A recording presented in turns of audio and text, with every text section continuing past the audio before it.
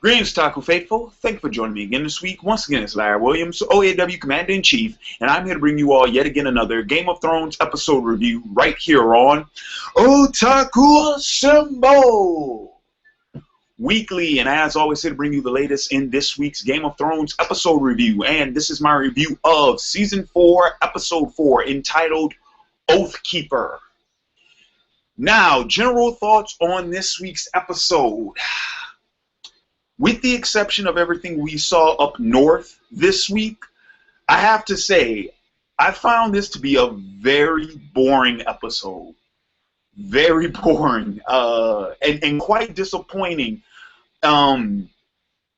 Given all that was set up and all that was foreshadowed to in last week's episode, and to see how some of the material was handled in this week's episode, it pretty disappointing. And of course, and I'll get into more detail about those things later on in this review. But generally speaking, yeah, everything we got with Jon, with the Night's Watch, with Bran, with Craster's Keep, and then of course with the big what the fuck, if you will, at the end of the episode, all of that held my interest. But outside of that, everything else just it just didn't work for me. It really didn't. And I actually found myself multiple times throughout the viewing looking up at my clock like, when is this over? When is this over? When is something going to happen? So yeah, take that for how you will, but that's pretty much my overall thoughts on the episode. Highly disappointed, and I just felt it dragged on just a bit too long. So few things I want to talk about in regards to this episode. The first thing is going to be us opening up with Dany and pretty much her seizing of Meereen. First off, I thought it was a good choice to open up the episode on that, especially since that's where we ended last week's episode. And the fact that her siege happened so quickly. I mean, it literally happened overnight. The fact that it happened so quickly and that more or less it was sort of an easy takeover, that's something that you could resolve relatively quickly. So yeah, opening up the episode with that kind of made sense. But it did create a disconnect for me because it's like, that was it. That was the only scene that we got with her the entire episode. I thought that opening with that, having it finish as quickly as it did, I thought it was going to lead up to something we were supposed to be getting later on in the episode, and that didn't happen. So it was kind of like, well, what the fuck? You know what I mean? Also, it screwed up the sort of the line of continuity that was going on. You have to imagine that there has been at least some sense of a time lapse in between what was going on in King's Landing last week's episode and this week's episode, right? So for us to open with Dany like literally hours after the end of last week's episode, and then and keep in mind, this wasn't even a pre-opening credits scene. This was after the opening credits. We get her whole story wrapped up, and then we're moving on to where it seems like some time has passed with everyone else. Yeah, immediate disconnect right there. But yeah, honestly, now it looks like we're supposed to be getting some further details with what Dany's plans are now that she has Meereen. And I think this is the first time she's even mentioned Westeros since like season 2. So looks like there's going to be more interesting stuff happening with her next week. But I can't help but feel sort of cheated. Like, why didn't we get that in this episode? And even with when she took it over, we didn't see any action. None. Literally, we got some backstory into Grey Worm and Dany's chief advisor. Okay, cool. And then we saw Grey Worm lead some of her men into Marine disguise as slaves, which I actually thought was fucking brilliant. That was, I mean, you talk about literally, that's a Trojan horse right there. I thought that was like, wow. But then that was it. That was it. After they gave the slaves the weapons, we saw one master sort of ambushed in the streets, and then next thing we know, the Targaryen banner is flying over the city. Done. What the fuck, man? Final thoughts on Dany's scene. If you're not going to give us the action that would have been expected, given the circumstances, then at least give us a little bit more intrigue on what's going to happen now that the city's been taken. We didn't get any of that. Nothing. Disappointed factor number one.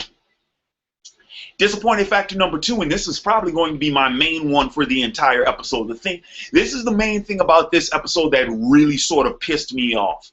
And it was the treatment of the Littlefinger and Lady Olenna scenes. Now, if any of you all caught last night's Small Council live discussion, me and my co-host, we were talking about how it seemed, you know, that the writers, they're taking certain elements of the story and they're stretching them out for the sake of time.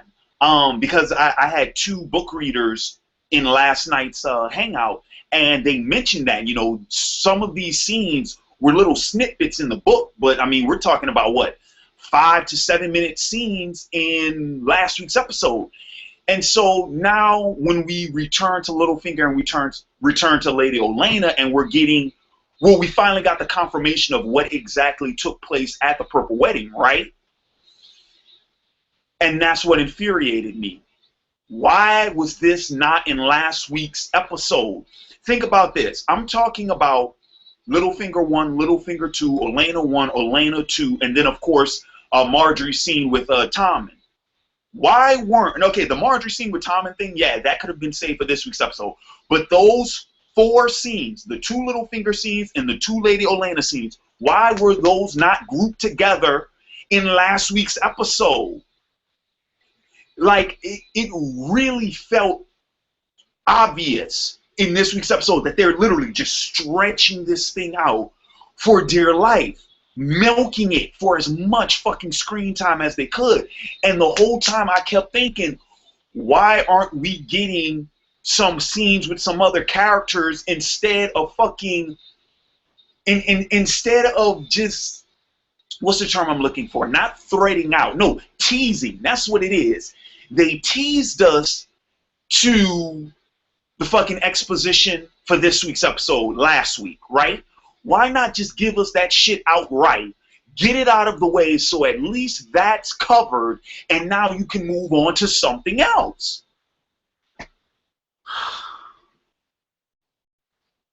Am I the only one that found a problem with that? And for me, not only does it have to do with choosing to sort of stretch out these scenes and neglect stuff that you could have been doing with other characters, but it's a pacing issue for me. You know what I mean? Can you imagine if you were reading a book and those 2 scenes were in 2 separate chapters? One earlier in the book and then one later on in the book? What? No.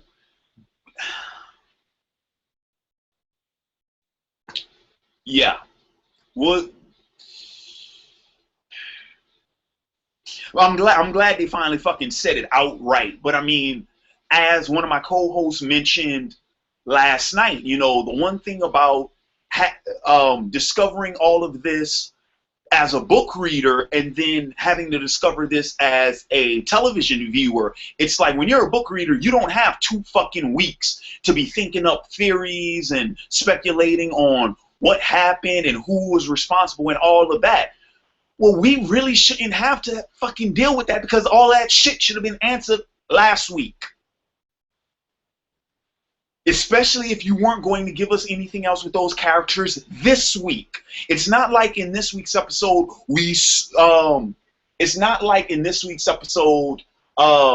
someone confronted Olenna about it, or we saw Littlefinger and Sansa finally make it to the Eyrie, or this, that. It's not like we saw the next chapter with these two characters. It was the same shit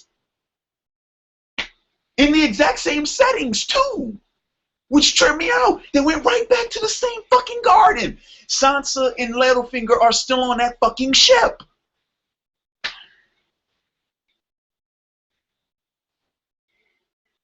Okay. All right. I'm done talking about that. Rant over. Mini rant is over. Okay. So, another scene that, if not for its conclusion, I thought would have been completely fucking pointless and once again filler just to fill up fucking time, was Cersei's scene. Now, I'm just gonna go ahead and say this final word about Cersei until until she does something other than what she's been doing all fucking season long. This is just going to be my final word on her. If nothing changes, you'll probably never see me really address her in much detail later on in this fucking season. The petty, spiteful, angry mourning bullshit, I'm done with. I'm over that. I could see that, being something in last week's episode. It would have made fucking sense. Having, after Joffrey died, that, yeah, her bullshit just comes to full fruition. Okay, that would have made sense then. Now, it's just fucking tired. And I'm tired of having to fucking watch it. Like I said, her scene with Jaime this week seemed completely fucking pointless because it's been the same shit we've been getting all fucking season long. The only fucking difference, the only credit that fucking scene has is that it segued into Jaime's scene with Brienne, which I think was one of the more interesting aspects of this episode, and it was actually my favorite. The stuff with Brienne was my favorite stuff in this week's episode. Because that was actually something that progressed. That was a part of the story, a scene in the episode that actually led to something, something different. So yeah, the Cersei bullshit, I'm done with that. I'm done. Also, I will go on record in stating this. Now, I addressed the whole controversial rape scene, this, that, and the other, that was in last week's episode. We talked about that in the small council discussion last night in great detail. And of course, I know, the whole controversy was that, that's, it's not like that in the books, and they changed it, to try to raunchy it up and get some shock value in there and all that, and this is any other. We know this is how television works.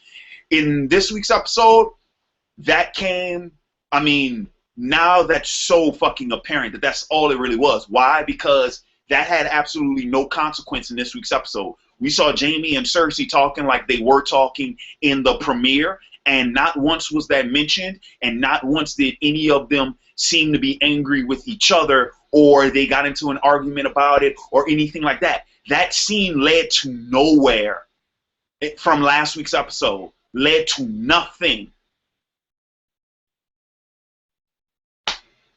Disappointment factor number 2. Now I do want to talk about the Brienne stuff. Really fucking enjoyed that. I like the fact that, like I said, the Cersei thing, it segued into it because that was when, that was the first time, I think, where Jaime was actually questioned about where his loyalties lie. He made an oath, or at least a promise. He agreed to return Arya and Sansa back to Catelyn.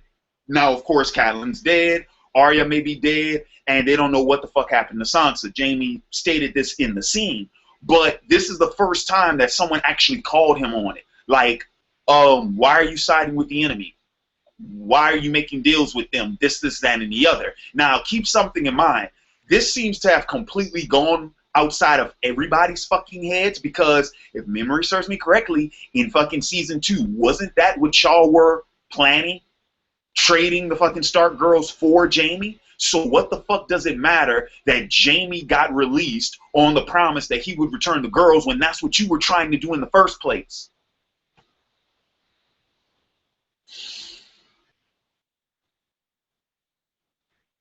Yeah. Yeah. Okay. So going back to the whole Brienne thing. Now, granted, I do like that.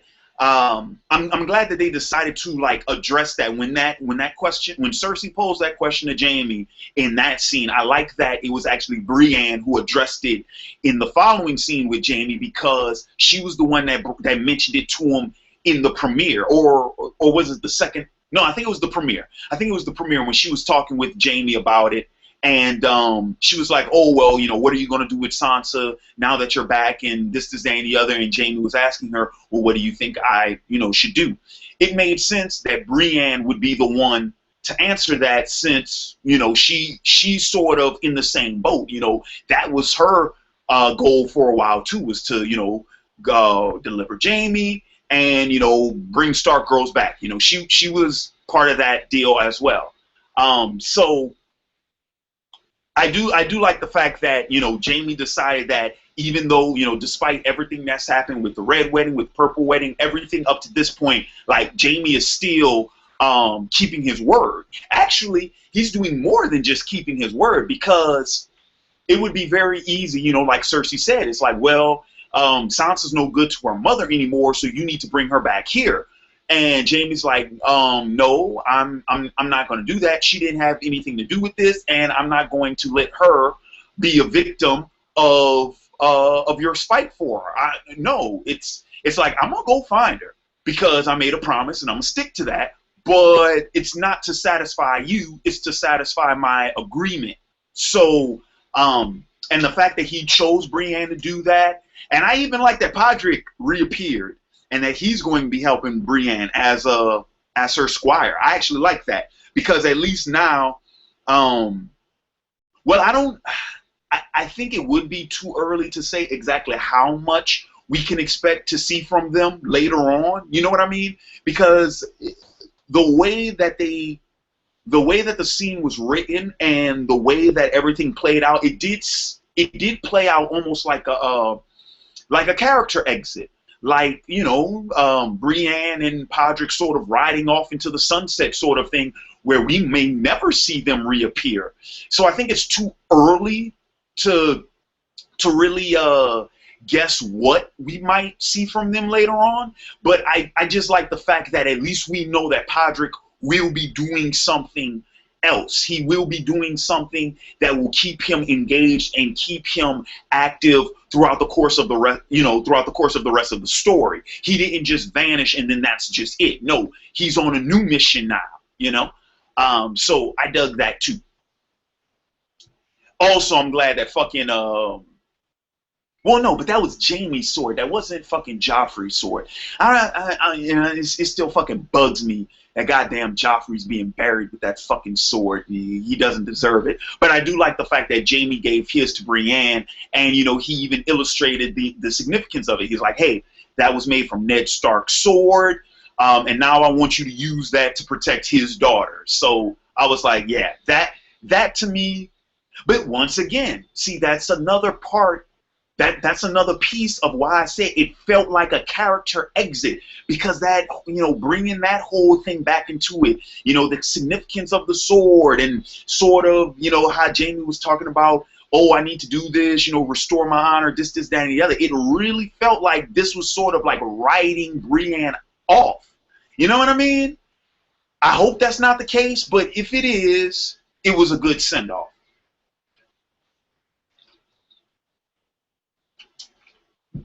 All right. Second scene I really enjoyed in this week's episode was Jaime's conversation with Tyrion.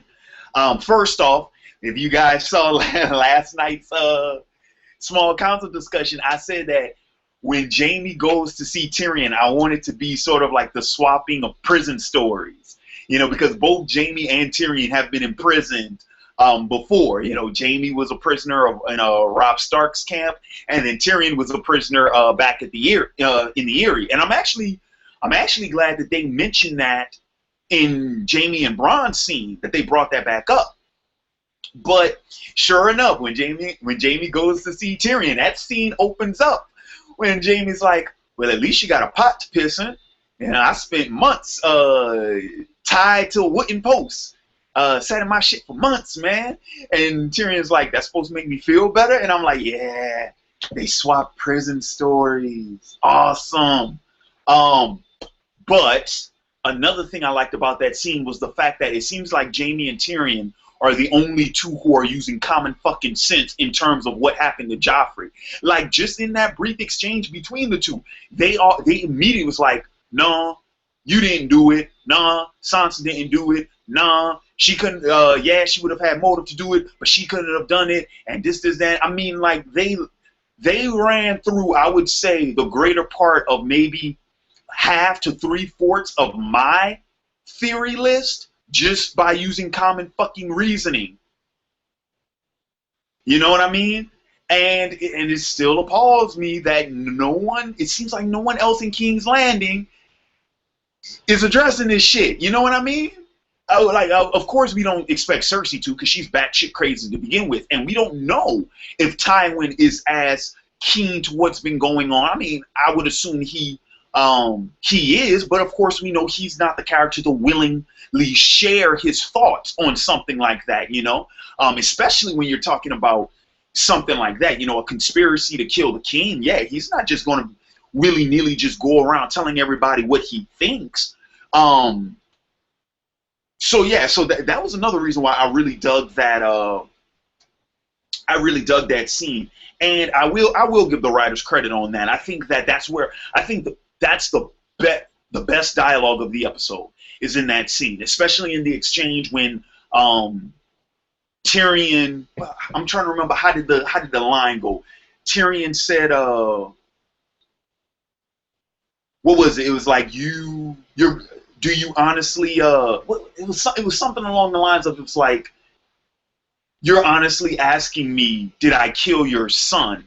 And then Jaime's reply was, fuck.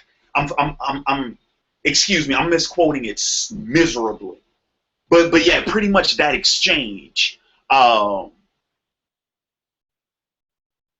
was pretty much the exchange where it's like Tyrion's like, you're asking me why would I kill your son? And Jaime's response is more so along the lines of, no, I'm asking you, did you do it?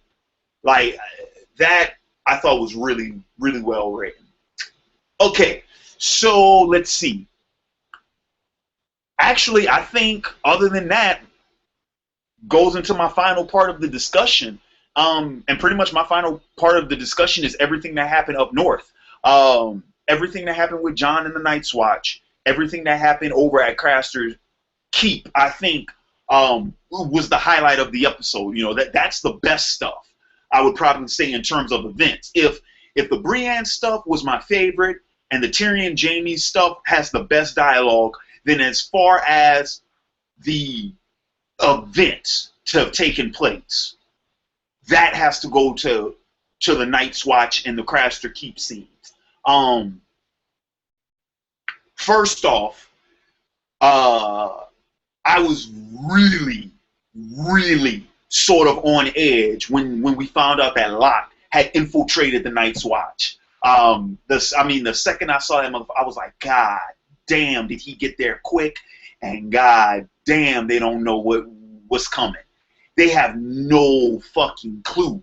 And I mean, even when Jon was talking with Locke and whatnot, it's like, oh, you fought before and this, that, and the other.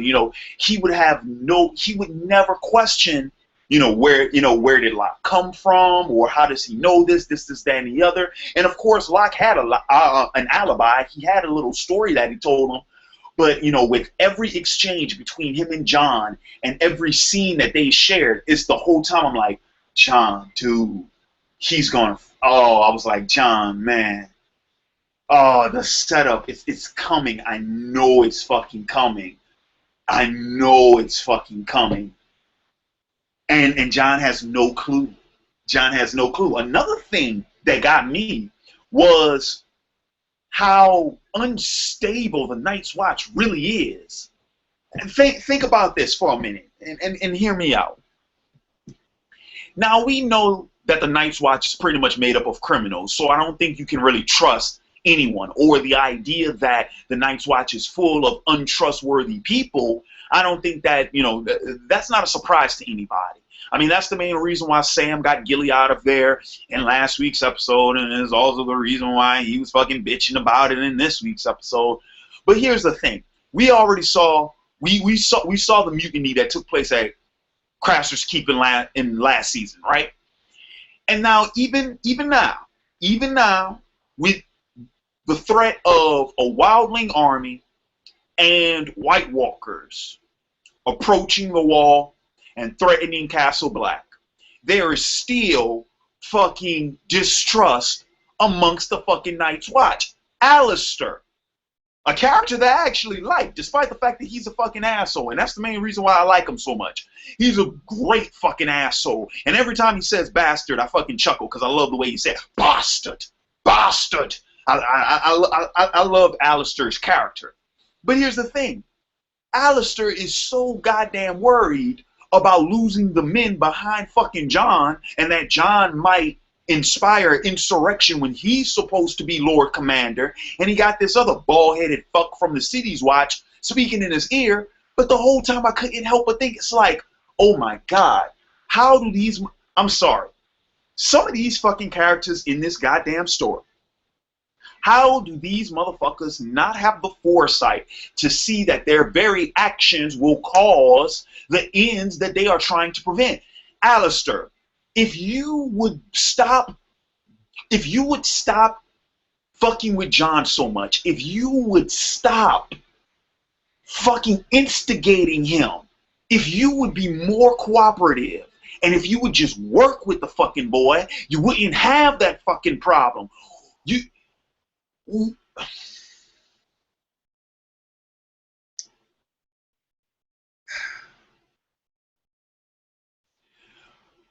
I'm almost positive the time will come where the men of the Night's Watch, they will rally behind Jon, and Jon will become their de facto leader.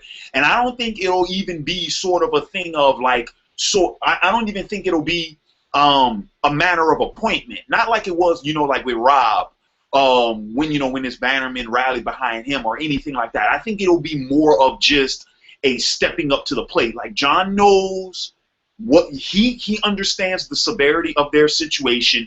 He knows how imminent the threat is. He knows how great it is. And so Jon is just the guy that when the shit falls to pieces, he's the one that can, pull everything back together. So I think that will at some point in time happen. I can definitely see Jon sort of taking over the reins reluctantly.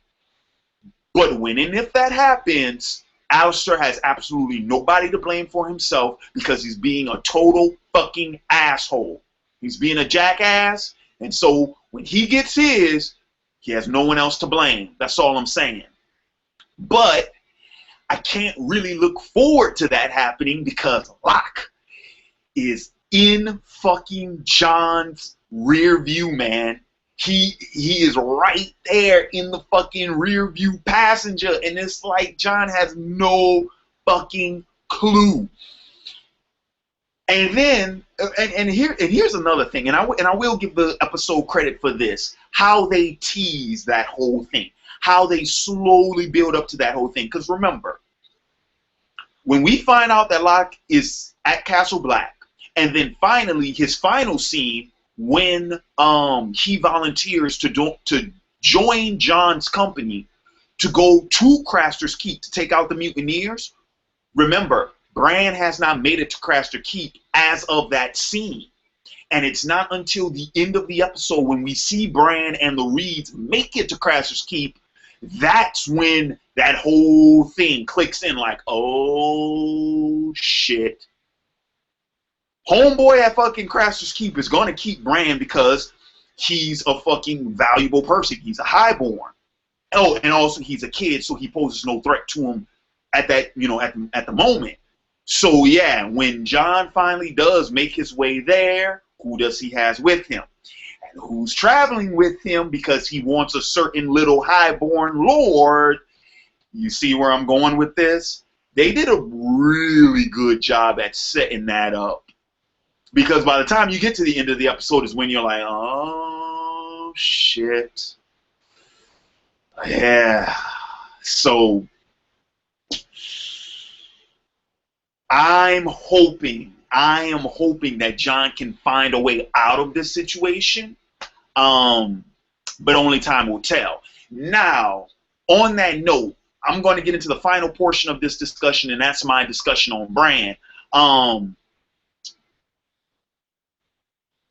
have to admit, I was surprised that Bran would get dragged into the whole mutineer story.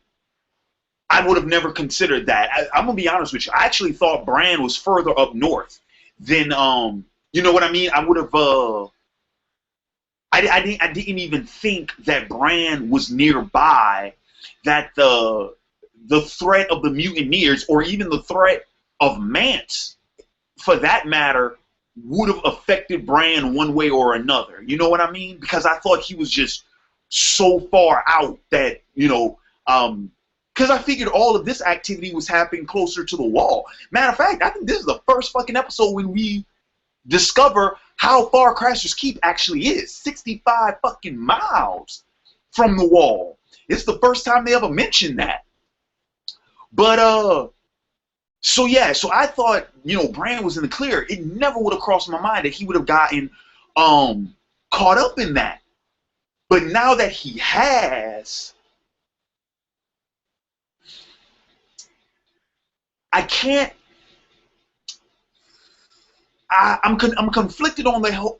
I'm conflicted on the whole thing for two main reasons. On the one hand, it's the perfect linchpin for the whole conflict that I just mentioned to you all with Jon and with Locke and with the mutineers. That's the final set piece that you need to really bring the tension, you know, to set the tension real high for that conflict. So in that sense, it's almost a necessity that Bran be there. But on the other hand, it does seem like a distraction from the scene we got with Bran in episode 2, where he's supposed to be going, you know, north to sort of find out what's been going on with those visions. You know what I mean? So, and I'm not saying that both can't happen, but what I am saying is I don't know how Jon is supposed to let Bran go. Think about this. Let's say that Jon makes it to Craster Keep in time to save Bran, right? And then there's a big battle, and Locke tries to spring into action. And let's say number one, Jon's able to stop Locke and save Bran. How is Jon going to let Bran go north, knowing what Jon knows? It would never happen. It would never happen. And how the fuck is Bran supposed to escape him? It would never happen. Then there's the second possibility. What if Locke actually succeeds and apprehends Bran and brings him back to the Dreadfort? Then that means Bran will never find out. He'll never journey north again. Or at least not for a long time, and we'll never find out what was up behind those fucking visions. So I understand why it happened, because it does work in terms of that conflict, but the risk of it fucking with what I expected Bran's story arc to be, I don't know if it's I don't know if it's an even trade-off. You know what I mean? That wouldn't be fulfilling for me. I think at this point in time, what would really be fulfilling is if they do sort of, once again, another they just missed each other sort of thing, where maybe Bran and the Reeds will manage to escape either before Jon gets there or when Jon gets there and the battle breaks out. Maybe they'll escape then, because that's the only way you can really get both storylines to work out reasonably. But then at the same time, what's going to happen with Locke if he isn't able to get Bran? Like that under that scenario, let's say if Bran manages to escape during that skirmish, then what are they going to do with Locke then? Remember, Locke's about to take his vows now. So he'll be a member of the Night's Watch. Is he just going to desert? Could be. Could be.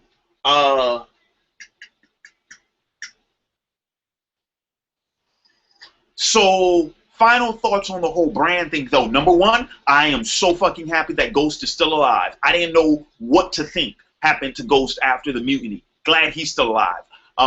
Don't know what the fuck happened to Summer, though, and I don't know what Summer got hit with. Cause the second they said, oh man, he's hurt, you know, they set a trap for him. I was like, oh, what, like a bear trap or something? Like, that would fucking suck. So I'm actually glad that, you know, Ghost is still around. And then that's pretty much gonna bring me to the whole what the fuck scene at the end with the White Walkers and whatnot. And that was completely and utterly fucking confusing. And this is what I mean. Okay, now in season 2, when we first learned of, you know, Craster sort of discarding his sons, and we weren't sure who or what he was discarding his sons for. You know, we weren't sure if it was the White Walkers. We weren't sure if it was other wildlings. We weren't sure what it was. They never clarified that, and it wasn't until this week's episode that was clarified. So apparently it is the White Walkers, but this is the fucking confusing thing about it. We saw the baby get converted into a White Walker, so does that mean it's a living White Walker? Because up to this point in the story, we've been led to believe that the White Walkers are dead.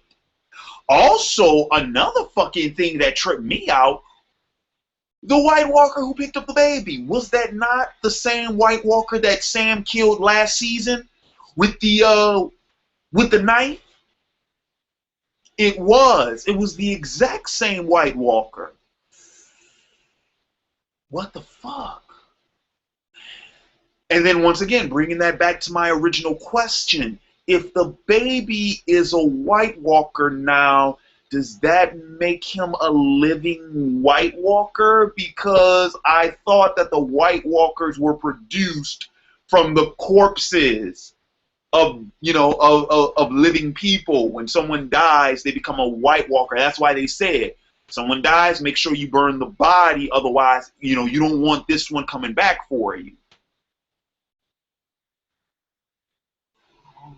So are there dead White Walkers and living White Walkers?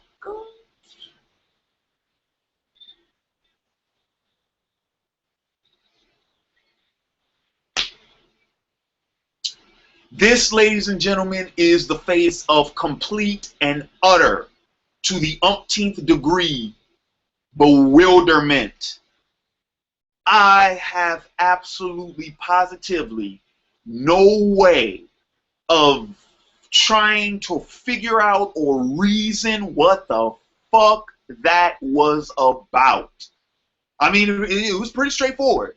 White Walker takes baby, White Walker turns baby into White Walker, but then I don't know.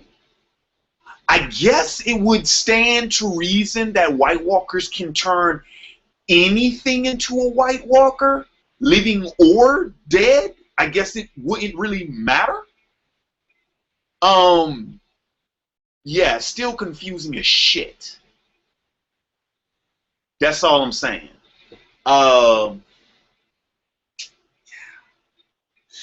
So that's pretty much going to wrap up this week's review. Final thoughts, like I said, with the exception of those 3 scenes, in hindsight, I can clarify more honestly and more objectively. With the exception of Brienne scenes, the Jaime Tyrion scene, so I guess you could say the majority of Jaime's scenes, and all of the scenes up north with the Night's Watch and with Bran and what happened at Craster's Keep. With the exception of those scenes, the rest of the episode I found boring and tiresome. Yeah, and I, I do want to go ahead and mention, I saw before I started the stream that one of my viewers commented, they say that it was the worst episode of the series. Don't know if I can say that right now. You know, we still got 6 episodes left in this season. I don't think I can say it was the worst episode of the season. I mean, of the series, but I will say it was definitely the worst of the season so far. Yeah. So far, this is the worst episode of the season, I think. So yeah, that's going to do it again for me.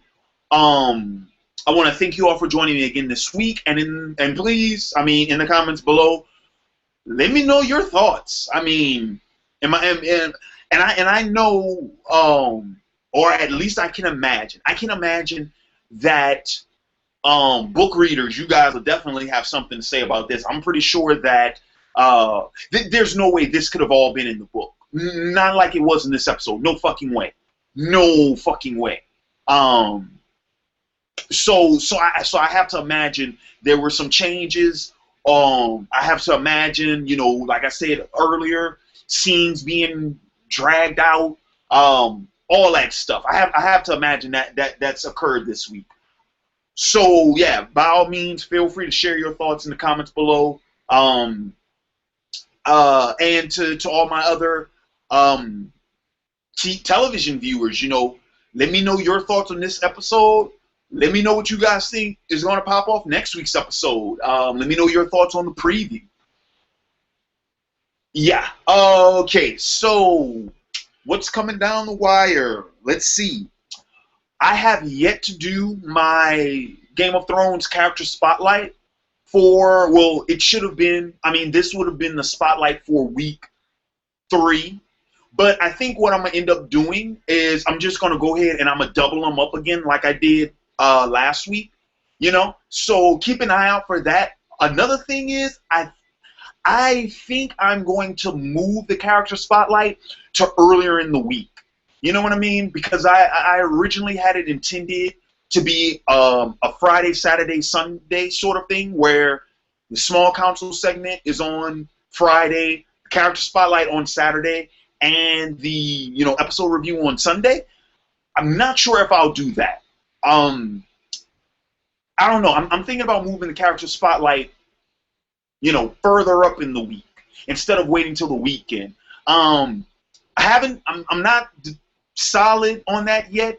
I will say this though: the character spotlight that was supposed to be up this week, that will be up earlier in the week. That'll either be up, if not tomorrow, then it will be up on Tuesday. That'll be up early. I'm just talking about in terms of the one for this week, and then, you know, the rest, the ones later on this season. I'm not sold yet if I'm gonna be doing them on Saturday or if I'll decide to do them earlier.